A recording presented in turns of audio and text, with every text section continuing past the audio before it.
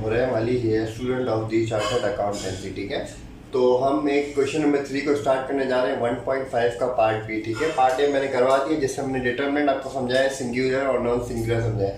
जिसको भी डिटरमिनेंट समझना है तो मैं लिंक डिस्क्रिप्शन में डाल दूंगा, वो ज़रूर देखें, क्योंकि मल्टीप्लिकेटिव इन्वर्स समझने के लिए हमें डिटरमिनेंट हमेशा आना चाहिए। ठीक है, तो हम क्वेश्चन का आगाज़ करने जा रहे हैं। क्वेश्चन हमें कहता है find the multiplicative inverse if exist. ठीक है, इफ एग्जिस्ट भी हम समझेंगे, इफ एग्जिस्ट भी क्यों बोल रहे हैं, और मल्टीप्लिकेटिव इन्वर्स भी समझेंगे, मल्टीप्लिकेटिव इन्वर्स भी क्या होता है। ठीक है, तो हम मल्टीप्लिकेटिव इन्वर्स कैसे कैलकुलेट होता है, मल्टीप्लिकेटिव इन्वर्स कैलकुलेट होता है, तो हमेशा याद रखिएगा एक फार्मूला होता है A inverse equals to adjoint A upon A determinant. ठीक है, इसका ये फार्मूला होता है। कैलकुलेट कैसे होता है, कैलकुलेट करना भी मैं आपको सिखाऊंगा। ठीक है, और हमेशा इसकी कंडीशन याद रखनी है। कंडीशन मल्टीप्लिकेटिव इन्वर्स उस वक्त निकलेगा जब मैट्रिक्स हमारे पास क्या होगा, मैट्रिक्स हमारे पास नॉन सिंगुलर होगा। नॉन सिंगुलर क्या होता है, जिसका वैल्यू जिसका ए डिटर्मिनेंट 0 के बराबर नहीं होना चाहिए। मतलब क्या, कुछ भी हो सकता है, प्लस माइनस 1 भी हो सकता है, प्लस माइनस 2 भी हो सकता है, सो ऑन ऐसे हो सकता है, लेकिन 0 नहीं होगा। इसका मतलब क्या होगा कि नॉन सिंगुलर मैट्रिक्स होना चाहिए, इसके बाद ही हम मल्टीप्लिकेटिव इन्वर्स आगे लेंगे। इफ एग्जिस्ट का मतलब यही था कि नॉन सिंगुलर होना चाहिए, सिंगुलर मैट्रिक्स कभी भी नहीं होना चाहिए। चलिए, मैं आई होप मैंने आपको समझाने में अच्छे तरीके से कोशिश की। फिर भी अगर आपको समझ में नहीं आया तो आप मुझसे मीन्स कमेंट सेक्शन में बोलें, मैं आपकी प्रॉपर अलग से वीडियो बना दूंगा। ठीक है, इंशाल्लाह आपको समझ आ जाएगा। अब हम क्वेश्चन का आगाज़ करने जा रहे हैं। क्वेश्चन हमें क्या कह रहा है, क्वेश्चन हमें मैट्रिक्स दे रहा है और हमें बोल रहा है कि ए इनवर्स इसका निकाल के। तो ए इनवर्स क्या होता है, मल्टीप्लिकेटिव इनवर्स को डिनोट करते हैं ए इनवर्स से। ठीक है, इसको कैलकुलेट कैसे करते हैं, तो कैलकुलेशन मैं आपको सिखाऊंगा। डिटर्मिनेंट आपको मैंने प्रीवियस वीडियो में सिखा दिया है, अगर आप जिसको भी देखना है वो प्रीवियस वीडियो देख के इस वीडियो का स्टार्ट ले। ठीक है, सोल्यूशन लिखा है मैंने। ठीक है, पहले हम क्या करेंगे, पहले हम ए डिटर्मिनेंट का फाइंड करेंगे। ए डिटर्मिनेंट कैसे निकालेंगे, -1 मल्टीप्लाई बाय 0 हो जाएगा, बीच में माइनस की साइन है, और 2 मल्टीप्लाई बाय 3 हो जाएगा। इसका मतलब क्या हो गया, 1 मल्टीप्लाई बाय 0 तो 0 ही हो जाएगा, और 3 मल्टीप्लाई 3 माइनस 2 तो 3 मल्टीप्लाई बाय 2 क्या होगा, 3 2 6 हो जाएगा। तो ये इधर माइनस का 6 हमारे पास आ जाएगा। माइनस का 6 क्या हमारा सिंगुलर है, नहीं सर ये हमारे पास सिंगुलर नहीं है, ये नॉन सिंगुलर है। इसका मतलब क्या होगा, इसका मतलब हमारा कॉन्सेप्ट बिल्कुल सही है कि हम इसका ए इनवर्स पॉसिबल है, हम इसका ए इनवर्स निकाल सकते हैं। ठीक है, चल मतलब इसका हम आगे का आगाज करते हैं। पहले हमें अब एडजॉइंट ए निकालना पड़ेगा। सर एडजॉइंट ए कैसे निकालना है, एडजॉइंट ए निकालने का तरीका मैं आपको अभी सिखाता हूँ। ठीक है, एडजॉइंट ए निकालने के लिए हमेशा याद रखिएगा आपको क्या करना है, जो डायगोनल साइड है, डायगोनल साइड की हमेशा आपको पोजीशन चेंज करनी है। डायगोनल साइड क्या होती है, मैंने आपको हमेशा सिखाया है, ये डायगोनल साइड होती है। ठीक है, -1 और 0, इसका क्या करना है, इसकी हमेशा पोजीशन चेंज करनी है। इसकी पोजीशन चेंज करेंगे, यहाँ 0 आ जाएगा और यहाँ क्या आ जाएगा, यहाँ -1 आ जाएगा। ठीक है, पोजीशन चेंज हो गई है। और इसके अलावा क्या है सर, ये जो नॉन डायगोनल साइड है 2 और 3, जिसको हम अदर साइड भी कहते हैं, तो अदर साइड की क्या होगा, अदर साइड की हम सिर्फ साइन चेंज करेंगे और कुछ नहीं करेंगे। 3 अपनी जगह पे ही रहेगा, लेकिन ये -3 हो जाएगा और ये -2 हो जाएगा। ठीक है, मैंने अलग अलग मार्कर से इसलिए लिखा है ताकि आपकी अंडरस्टैंडिंग डेवलप हो जाए, क्रिएट हो जाए। इन दोनों की क्या की, इन दोनों की सिर्फ हमने पोजीशन चेंज की है, और इसकी और इसकी हमने क्या किया है, सिर्फ साइड चेंज की है। अब हमारा क्या होगा, ये हमारा एडजॉइंट ए निकल आया, जिसको हम ए इनवर्स भी कह सकते हैं। ठीक है, तो ए इनवर्स का फॉर्मूला क्या है, ए इनवर्स है adjoint A upon A determinant. ठीक है, तो एडजॉइंट ए हमारे पास क्या निकला, एडजॉइंट ए हमारे पास निकला 0 -3 -2 और -1। ठीक है, इसको डिवाइड करेंगे ए डिटर्मिनेंट के साथ। ए डिटर्मिनेंट हमारे पास क्या है, -6 है। ठीक है, अब इसको सर ये कैसे सॉल्व होगा, इसको सॉल्व करने के लिए मैं आपको इजी वे समझाता हूँ। ये आपको क्या करना है, ये सबके साथ डिवाइड कर देना है। ठीक है, ये सब, क्योंकि ये सबके साथ डिवाइड हो रहा है ना, ये तो आपको पता है, इसके साथ भी हो रहा है, इसके साथ भी हो रहा है, इसके साथ भी हो रहा है, इसके साथ भी हो रहा है, तो फिर हम भी सबके साथ ही डिवाइड करेंगे। 0 divide by 6, -3 divide by 6, -2 divide by 6 और -1 डिवाइड बाय 6। ठीक है, ये आपको पता है कि किसी भी नंबर को 0 से डिवाइड हम नहीं कर सकते हैं, तो इसका मतलब क्या है, इसका आंसर क्या है, ए इनवर्स इक्वल टू, इसका आंसर क्या होगा, इसका आंसर 0 होगा, क्योंकि कोई भी नंबर 0 से डिवाइड हो ही नहीं सकता। 3 1 3 3 2 6। ठीक है, बीच में ये सारी माइनस की साइन है। ठीक है, 3 1 3 3 2 6 हो जाएगा, और माइनस माइनस आपस में कट गए, 1/2 हो जाएगा, और 2 1 2 2 3 6 हो जाएगा, और माइनस आपस में कट जाएंगे, तो ये क्या हो गया, 1/3 बच गया।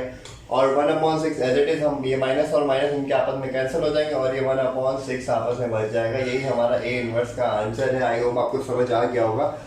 आप आगे क्वेश्चन खुद करें, अगर नहीं समझ आता तो मैंने इस वीडियो में आगे के सारे पार्ट्स करवाए, आप वो भी ज़रूर देखें। और अगर कोई समझाने में कोई कमी पेशी रह गई हो तो आप मुझे ज़रूर बोलें। मैं इंशाल्लाह और कोशिश करूँगा कि मैं आपको और अच्छे तरीके से बनाऊँ। मेरा एजेंडा सिर्फ यही है कि मैं शॉर्ट वीडियोस बनाऊँ जिसमें एक आपको कॉन्सेप्ट भी बहुत जल्दी समझ आ जाए और आपको क्वेश्चन का आंसर सोल्यूशन भी बहुत अच्छे से करना आ जाए। ठीक है, का मैट्रिक्स हमने लिख दिया और सेम वही प्रोसीजर होगा, सेम वही हम यहाँ पे लिखेंगे the multiplicative inverse of matrix B is calculated as. ठीक है, मैं लिख नहीं रहा, मैंने आपको सिर्फ वर्बली बता दिया है। ठीक है, और मैं यहाँ पे सिर्फ पहले इसका डिटर्मिनेंट फाइंड करूंगा। B डिटर्मिनेंट इक्वल्स टू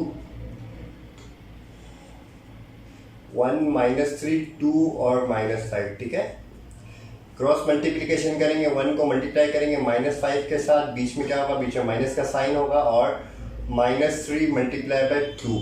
ठीक है, 1 5 का क्या हो जाएगा, 1 5 का हमारे पास -5 हो जाएगा, बीच में क्या है माइनस की साइन है, और 3 2 का 6 हो जाएगा। ठीक है, क्या होगा, माइनस का 6 हो जाएगा, माइनस माइनस ये प्लस हो जाएगा। ठीक है, -5 + 6, तो इसका मतलब क्या होगा, इसका मतलब हमारा आंसर आ रहा है 1।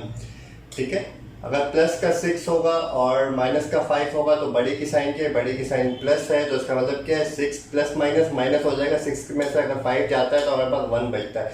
ये बेसिक से क्लासेस में आपने पढ़ा भी होगा। ठीक है, 1 हमारा आंसर आ गया। चलें, ये क्या है, ये हमारा B डिटर्मिनेंट है। ठीक है, अब हम क्या करने जा रहे हैं, हमारे पास ये क्या है, ये नॉन सिंगुलर है। इसका मतलब क्या हुआ कि ये पॉसिबल है, हम इसको आगे सॉल्व कर सकते हैं। ठीक है, तो हम यहाँ पे फॉर्मूला लिख देते हैं, A inverse equals to adjoint A/A determinant. ठीक है, आप यहाँ पे सॉरी B लिखते हैं, B inverse equals to B determinant, जो भी है ऐसा आप चेंज कर सकते हैं। ठीक है, B inverse equals to adjoint है। एडजॉइंट A के लिए मैंने आपको क्या बताया था, जो भी डायगोनल साइड होगी, ये जो डायगोनल साइड है इनका हम क्या करेंगे, इनकी हम जगह चेंज करेंगे।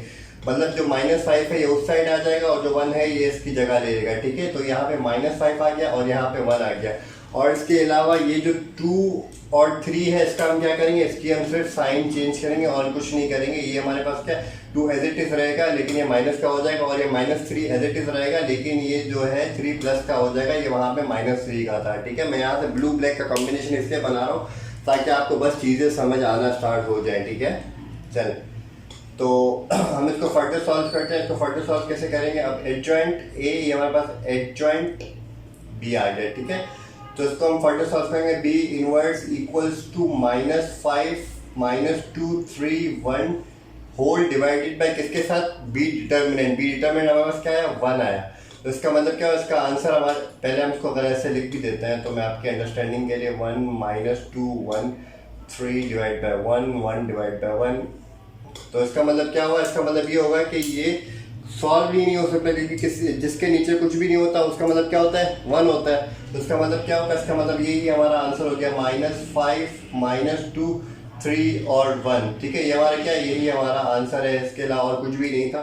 इसका सी पार्ट स्टार्ट करने जा रहे हैं। सी पार्ट हमें मैट्रिक्स दिया हुआ है, इसमें हमने फार्मूला लिख दिया, C inverse equals to adjoint C divided by C determinant. ठीक है, पहले हम क्या निकालेंगे, पहले मैंने आपको बताया था C डिटर्मिनेंट ही निकालेंगे। C डिटर्मिनेंट अगर हम निकालते हैं तो -2 6 3 और -9। ठीक है, -2 multiply by -9।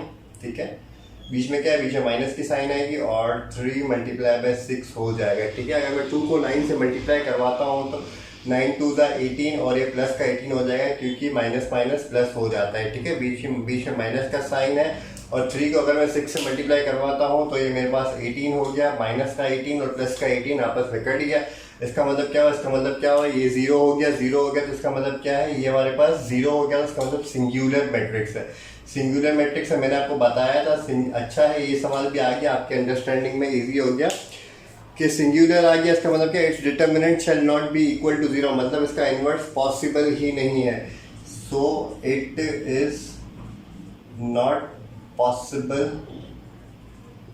to find C inverse of above matrix। ठीक है, इसका पॉसिबल ही नहीं है इसका इन्वर्स निकालना, ठीक है। चले अब हम पार्ट डी को स्टार्ट करने जा रहे हैं। चले जी, डी का मैट्रिक्स हमें गिवन है, ठीक है।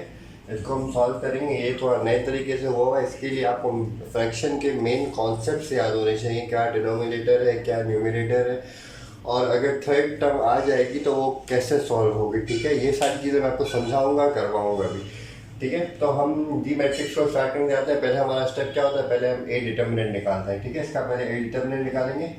डी डिटर्मिनेंट इक्वल्स टू 1/2 1 3/4 और 2, ठीक है। इन दोनों को आपस में मल्टीप्लाई कर देंगे। 1/2 मल्टीप्लाई बाई 2 हो जाएगा, बीच में माइनस की साइन है, और 1 मल्टीप्लाई बाई 3/4 हो जाएगा, ठीक है। 2 और 2 आपस में कट जाएंगे और 3 1 से मल्टीप्लाई हो जाएगा, ठीक है। तो ये क्या बच गया, इधर बच गया हमारे पास 1/1, बीच में माइनस 2 से कट जाएगा, बचा 1 बचा, ठीक है। बीच में क्या है, बीच में माइनस की साइन आ जाएगी और ये 3/4 हो जाएगा। हमेशा आपको याद रखना है, जब भी बीच में माइनस का साइन हो दो फ्रैक्शंस के बीच में, तो माइनस का या प्लस का साइन हो, तो आपको क्या करना है, आपको हमेशा एलसीएम लेना है। क्या लेना है, एलसीएम लेना है।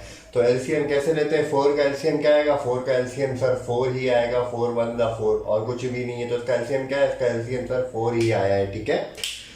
तो फिर इसका एलसीएम 4 आया। बेसिक रूल्स आपको एलसीएम के पता होने चाहिए इस वीडियो को देखने से पहले, क्योंकि अगर बेसिक रूल्स ही नहीं पता तो फिर आप मुझे कमेंट सेक्शन में बता दीजिएगा, मैं आपको बेसिक रूल्स से स्टार्ट करूँगा। अभी मैं इतना समझ रहा हूँ कि आप बच्चों ने 8 क्लास तक जो भी आपको एलसीएम सॉल्व करना आता है, ठीक है।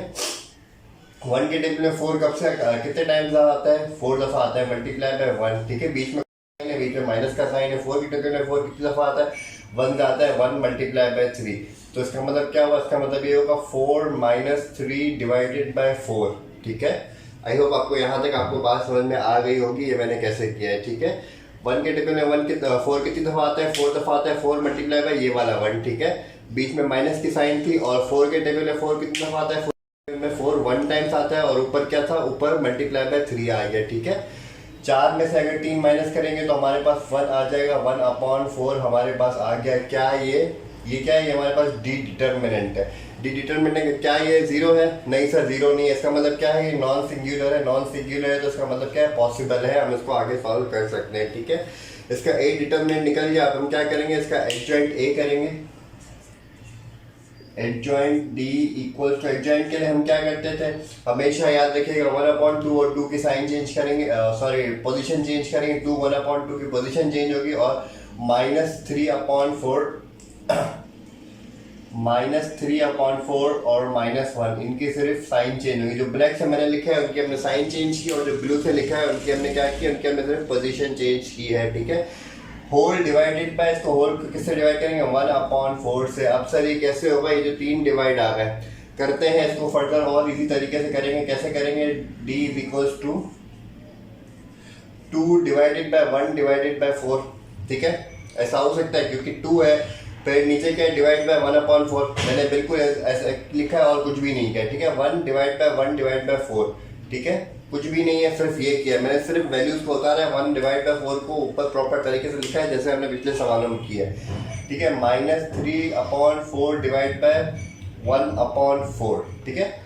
और क्या है, 1/2 डिवाइडेड बाय 1/4, ठीक है। क्या किया मैंने, सिर्फ इतना लिखा है और कुछ भी नहीं किया, मैंने सिर्फ लिखा है। और आप भी ऐसे तरीके से लिखेंगे, फिर मैं आपको समझाऊंगा कि आपको और कैसे करना है। हमेशा याद रखिए, जो भी तीसरे नंबर का नंबर होगा, इसके बाद का जो भी होगा ना, उसको हम ऊपर ले जाएंगे और उनको आपस में मल्टीप्लीकेशन कर देंगे। क्या करेंगे, हम मल्टीप्लाई कर देंगे। तो ये क्या हो जाएगा, 2 मल्टीप्लाई बाय 4 हो जाएगा, ठीक है। और ये क्या होगा, 3 मल्टीप्लाई बाय 4 हो जाएगा, ठीक है। डिवाइडेड बाय 4 हो जाएगा। और इसके अलावा क्या है, 1 - 1 डिवाइडेड बाय, ये क्या है, 1 × 4 हो जाएगा, क्योंकि ये 4 ऊपर चला गया, ठीक है। इसमें क्या है, इसमें भी सेम सिनेरियो है, 1/2 मल्टीप्लाई बाय 4 हो जाएगा, ठीक है। कुछ नहीं किया, जो भी तीसरा वाला नंबर था इसको मैं क्या किया, इसको मैं ऊपर लेके गया। तीसरे नंबर के बाद वाले जो भी नंबर्स हैं, तीसरा नंबर उसके बाद वाले जो भी नंबर्स हैं, उनको मैं ऊपर लेके गया और उनको मैंने मल्टीप्लाई करवा दिया न्यूमिनेटर से, ठीक है। और कुछ भी नहीं किया। 2 को मैं मल्टीप्लाई करवाता हूँ 4 से, तो 2 4 का 8 आ जाएगा, ठीक है। और ये वाला 4 और ये वाला 4 आपस में कट जाते हैं, ठीक है। तो ये वाला 4 और ये वाला 4 आपस में कट गए, तो हमारे पास क्या बचा, हमारे पास माइनस का 3 बच जाएगा। माइनस का 1 और मल्टीप्लाई में 4 करेंगे तो ये माइनस का 4 आ जाएगा, ठीक है। 1 मल्टीप्लाई में 4 हो जाएगा, प्लस माइनस माइनस हो जाएगा, नीचे जो भी डिनोमिनेटर में वैल्यू होती है 1 होता है, वो हम नहीं लिखते कभी भी, ठीक है। ये क्या हो जाएगा, 2 1 2 2 2 4 हो जाएगा, ठीक है। ये कटना काटना आपको आता है, ठीक है। वो मुझे अंडरस्टैंडिंग है कि आपने 8 क्लास तक ये पढ़ा है, ये चीज़ें आपको बेसिक से आती हैं, ठीक है।